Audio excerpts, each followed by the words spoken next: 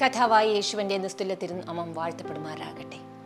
യോഹന്നാൻ എഴുതിയ സുവിശേഷം 6-ാം അധ്യായം അതിൻ്റെ 11-ാമത്തെ വാക്യത്തിൽ ഇപ്രകാരം എഴുതിയിരിക്കുന്നു: പിന്നെ യേശു അപ്പം എടുത്ത് വാഴ്ത്തി ഇരുന്നവർക്ക് പങ്കിട്ട് കൊടുത്തു. അപ്രകാരം തന്നെ മീനും അവർക്ക് വേണ്ടുന്നിടത്തോളം അവൻ കൊടുത്തു. ഹല്ലേലൂയ. നമുക്ക് എല്ലാവർക്കും അറിയാവുന്ന ഒരു കഥയാണ്. ഏത് കൊച്ചു കുഞ്ഞിനും അറിയാം 5 അപ്പം കൊണ്ട് 5000 പേരെ പോഷിപ്പിച്ച കഥ. ഇവരെഴുതിയിരിക്കുന്നു, അവൻ അപ്പം എടുത്ത് വാഴ്ത്തി ഇരുന്നവർക്ക് കൊടുത്തു. ഹല്ലേലൂയ.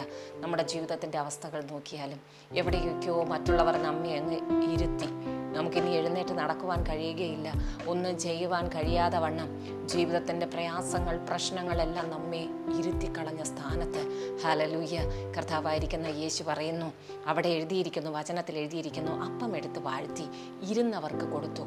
ഓടി നടന്നവർക്കല്ല, വചനം എവിടെയോ ശ്രദ്ധിച്ചിട്ട് ഓടി വീട്ടിൽ പോയവർക്കല്ല, അവിടെ ഇവിടെയും ഒക്കെ മറ്റു പലതും ചെയ്തുകൊണ്ടിരുന്നവർക്കല്ല, കാത്തിരുന്ന് അവൻ എന്തോ നമുക്ക് വേണ്ടി ചെയ്യും എന്ന് വിശ്വസിച്ച് ശിഷ്യന്മാർ ഇരിക്കുവാൻ പറഞ്ഞപ്പോൾ അവിടെ വെയിറ്റ് ചെയ്ത് അല്ലെങ്കിൽ കാത്തുകൊണ്ട് ഇരുന്നവർക്ക് അവൻ ആ അപ്പത്തെ കൊടുത്തു. ഹല്ലേലൂയ.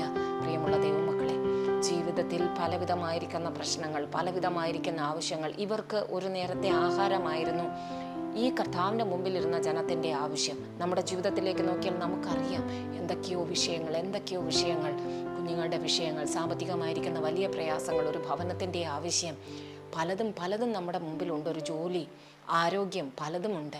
നാം അവിടെയും ഇവിടെയും ഒക്കെ അലഞ്ഞു നടക്കുന്നവരാണ്. അവരിൽ നിന്നും ഇവരിൽ നിന്നുമൊക്കെ എന്തെങ്കിലും കിട്ടുമെന്ന് നാം വിചാരിച്ചു. പക്ഷേ പ്രതീക്ഷിച്ചതുപോലെ ഒന്നും കിട്ടാത്ത സ്ഥാനത്ത് ഇവിടെ ഈ ജനം കർത്താവിൻ്റെ കാൽക്കൽ ഇരുന്നത് പോലെ നിങ്ങളും ഒന്ന് ദൈവസന്നിധിയിൽ വിശ്രമിക്കുക, അല്ലെങ്കിൽ അവിടെ ഇരിക്കുക. കർത്താവ് വാഴ്ത്തി കഴിഞ്ഞാൽ അതിൽ നിന്നൊരു പങ്ക് നമുക്ക് വരുമെന്ന് നിങ്ങൾ ഹൃദയത്തിൻ്റെ ആഴങ്ങളിൽ വിശ്വസിക്കുക. നിശ്ചയമായും കർത്താവിൻ്റെ കൈ നിങ്ങൾക്ക് വേണ്ടി ചലിക്കും. നിങ്ങളുടെ ആവശ്യങ്ങൾ നിങ്ങൾക്ക് വേണ്ടുന്നിടത്തോളം തൃപ്തിയാകുവോളം മിച്ചമെടുക്കുവാനായി കർത്താവ് നിങ്ങൾക്ക് പങ്കിട്ട് തരിക തന്നെ ചെയ്യും.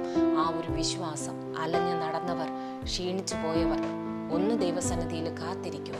ഇന്നത്തെ ദിവസം നിങ്ങൾക്കൊരു അനുഗ്രഹമായി മാറട്ടെ. ആമേൻ.